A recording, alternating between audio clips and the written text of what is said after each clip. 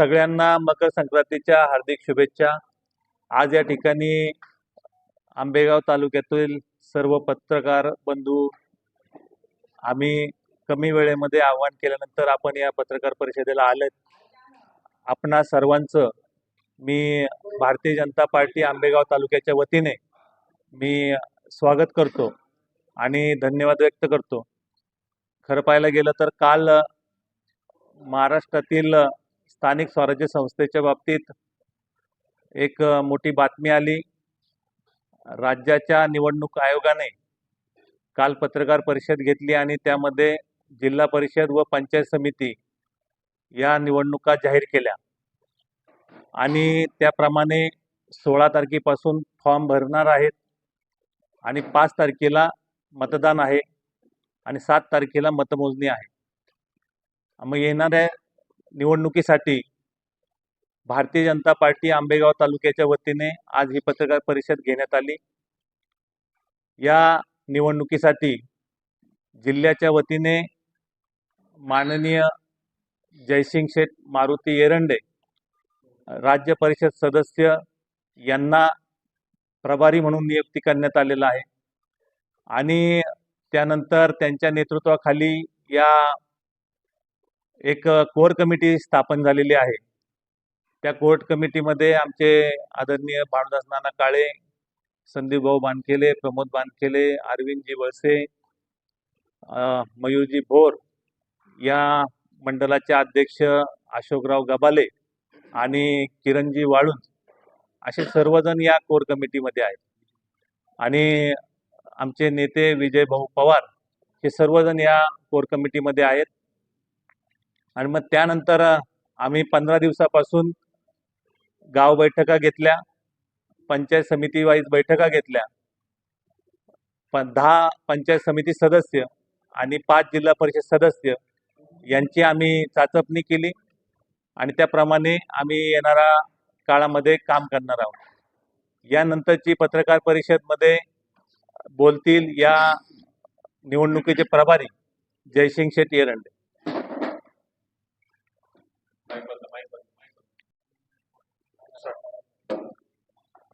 मकर संक्रांतीच्या सगळ्यांना खूप खूप शुभेच्छा। आज या ठिकाणी 2026 ची स्थानिक स्वराज्य संस्थेच्या जाहीर झालेल्या निवडणुकीला सामोरं जात असताना सगळे पत्रकार बांधव या ठिकाणी उपस्थित आहेत। तुमचं सर्वांचं मी भारतीय जनता पार्टी आंबेगाव तालुका त्यांच्या वतीने सर्वांचं मनपूर्वक सहर्ष स्वागत करतो। आजच्या या पत्रकार परिषदेमध्ये काल राज्याच्या निवडणूक आयोगाने पंचायत समिती जिल्हा परिषदेचा प्रोग्राम काल जाहीर केला। जाहीर केल्याच्या नंतर भारतीय जनता पार्टी आंबेगाव तालुका सर्व पदाधिकारी, कार्यकर्ते, इच्छुक उमेदवार हे सगळे या ठिकाणी निवडणुकीच्या तारखेची वाट पाहत होते आणि ती तारीख, तो प्रोग्राम काल जाहीर झाला। त्या अगोदर सुद्धा प्रत्यक्ष अप्रत्यक्ष भारतीय जनता पार्टीच्या उमेदवारांनी पंचायत समितीने जिल्हा परिषदच्या निवडणुकीचा प्रवास हा बऱ्याच दिवसापासून सुरू केलेला होता, परंतु निवडणुकीच्या तारखेची ते वाट पाहत होते। त्यामध्ये जिल्हा परिषद असेल, पंचायत समिती असेल, या प्रवासामध्ये आता एका एका जागेवर 3-3 उमेदवार इच्छुक नव्हे तर तीव्र इच्छुक आहेत। आम्हाला भारतीय जनता पार्टीच्या महाराष्ट्र प्रदेशाहून किंवा जिल्ह्यातून आम्हाला तशा काही सूचना आल्या नव्हत्या, परंतु आम्ही उमेदवारांना सांगितलं होतं जे जे इच्छुक आहेत त्यांनी आपला प्रवास सुरू करावा, गाव दौरे करावेत, गाव भेट दौरे करावेत, मतदारांच्या गाठीभेटी घ्यावा, कार्यकर्त्यांशी सुसंवाद साधावा। हा कार्यक्रम करत असताना मग आमच्या जिल्हा परिषदेसाठी आमच्या शेजारी बसलेले भानुदास नाना यांनी सुद्धा प्रवास चालू केला। डॉक्टर ताराचंद कराळे पंचायत समितीला मला वाटतं 1 वर्षापासून ते प्रवास करतायत। प्रमोद बानखेले आहेत, त्याचप्रमाणे किरण वाळुंज सुद्धा जिल्हा परिषदेसाठी मला वाटतं 6 महिन्यापासून प्रवास करतायत। परंतु भारतीय जनता पार्टीचा नियम असा आहे, जोपर्यंत पार्टी उमेदवारी जाहीर करत नाही तोपर्यंत उमेदवारी कुणी गृहीत धरायची नाही, प्रवास चालू ठेवायचा। या उद्देशाने आता आमच्या कोर कमिटीचे अरविंद वळसे सुद्धा मी बरेच दिवस पाहतो, ते लोकांमध्ये प्रवासामध्ये फार हिरारीनं काम करतायत. भारतीय जनता पक्षानं महाराष्ट्रामध्ये, देशामध्ये ज्या ज्या केंद्राच्या योजना आहेत, ज्या राज्याच्या योजना आहेत, सर्वसामान्यांसाठी खूप योजना आहेत, त्या योजना सर्वसामान्य माणसांपर्यंत पोहोचवायचं काम आमच्या कार्यकर्त्यांनी केलेलं आहे. आणि म्हणून एका एका जागेवर 3-3, 4-4 उमेदवार तीव्र इच्छुक आहेत. आमची वरिष्ठांची सुद्धा डोकेदुखी वाढणार आहे. डिके साहेब, तुमच्या जिल्हा परिषद गटात सुद्धा आमचे 4 उमेदवार आहेत. आम्हाला सुद्धा कसोटीपणा लावावा लागणार आहे. कारण प्रत्येकालाच वाटतंय मी समाजसेवा केली, मी पक्षाचं काम केलं, मी इतक्या वर्ष काम करतोय, मला उमेदवारी मिळावी. ते कार्यकर्त्यांच्या भावना आम्ही समजून घेऊ शकतो. परंतु आता प्रोग्राम जाहीर झाल्यानंतर आपल्याला 4 तारखेला मला वाटतं मतदान करायचे, 5 तारखेला मतदान करायचे. मतदानाला सामोरे जात असताना ज्या ज्या काही सूचना कार्यकर्त्यांना आम्ही दिल्यात, त्या सूचनेचं पालन. काल आमची कोर कमिटीची बैठक झाली, त्याच्यामध्ये काही गोपनीयता पाळण्यात आली. आमची युती करायची नाही करायची हा आमच्या वरिष्ठांचा विषय. त्याच्यामुळं आम्ही सोबळाचा नारा देऊन कालपासून आम्ही हा प्रचार सुरू केलेला आहे. आता उद्या परवा आमचे फायनल उमेदवार होतील. प्रोग्राम प्रमाणे सगळ्या तुम्हा पत्रकार बांधवांना माहिती आहे प्रोग्राम कसा आलाय, त्या पद्धतीत सगळे कार्यकर्ते त्या दिशेने जातील आणि निवडणुकीला आम्ही सर्वजण मोठ्या ताकदीने सामोरे जाऊ आणि विजय जिंकून आणू, एवढीच भावना या ठिकाणी व्यक्त करतो. धन्यवाद. किरणजी वाळूंज आहेत.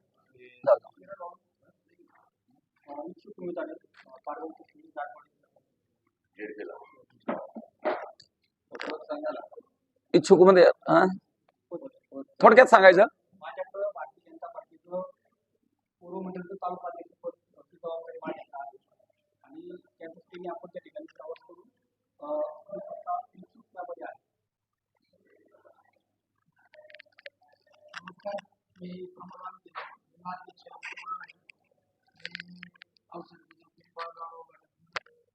इच्छुक उमेदवार आहे. पार्टी सांगत ते ऐकणार असं विजयराव. नमस्कार, माझं नाव अरविंद रामसिंग बळसे पाटील आहे. मी पालगाव जारकवाडी गटातून जिल्हा परिषदेसाठी इच्छुक उमेदवार आहे आणि आता पक्षाचा सक्रिय सदस्य आहे. नंतर नगरपंचायतमध्ये तुमची आणि राष्ट्रवादीची युती झाली. या निवडणुकीमध्ये तुम्ही सोबळावर लढण्यासाठी का घेतला? राष्ट्रवादी आणि राज्यात घेतलेला आहे. आता युती का झाली? तुम्हाला ऑफर झाली?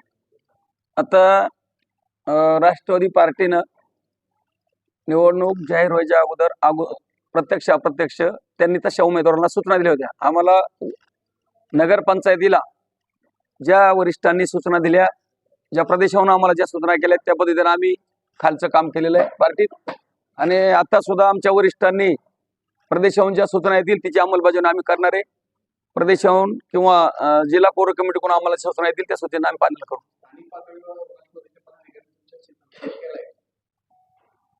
काय म्हणले? स्थानिक पातळीवर राष्ट्रवादीच्या पदाधिकाऱ्यांनी राष्ट्रवादी किंवा अन्य पक्ष त्यांनी आमच्याशी संपर्क केला, परंतु आम्ही सांगितलं प्रदेशाहून किंवा जिल्हा कोर कमिटीनं सूचना काय आम्हाला अजून केलेल्या नाहीत, त्या सूचना येतील तसं आम्ही तुम्हाला निरोप पोहोचू.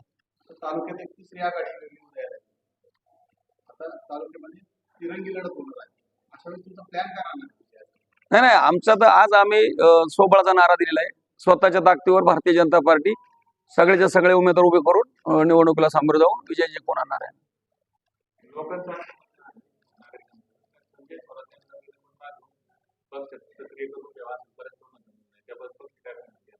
आता पक्षाचा तो वरिष्ठ प्रदेशाहून ज्या सूचना येतील, स्थानिक कार्यकर्त्यांचा कुठल्याच गोष्टीला विरोध नसतो आणि स्वीकार करायला सुद्धा आम्हाला इतक्या सहज अधिकार नाही. प्रदेशाहून ज्या सूचना येतील त्या सूचना आम्ही पालन करणार.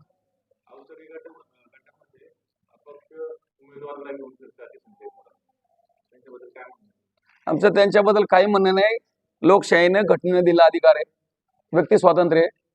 जो कोणी सोबळावर लढत असेल अपक्ष म्हणून त्याला आमचा विरोध नसणार आहे.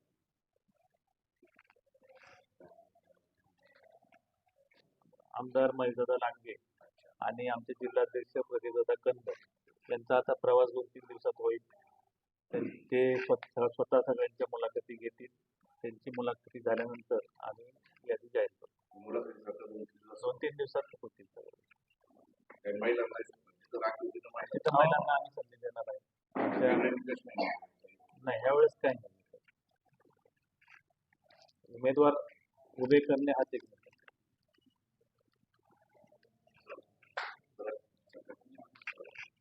आम्हाला काय झालं मन सरला सगळ्यांना तुमचे प्रश्न संपले का नाही मला वाटतं? धन्यवाद.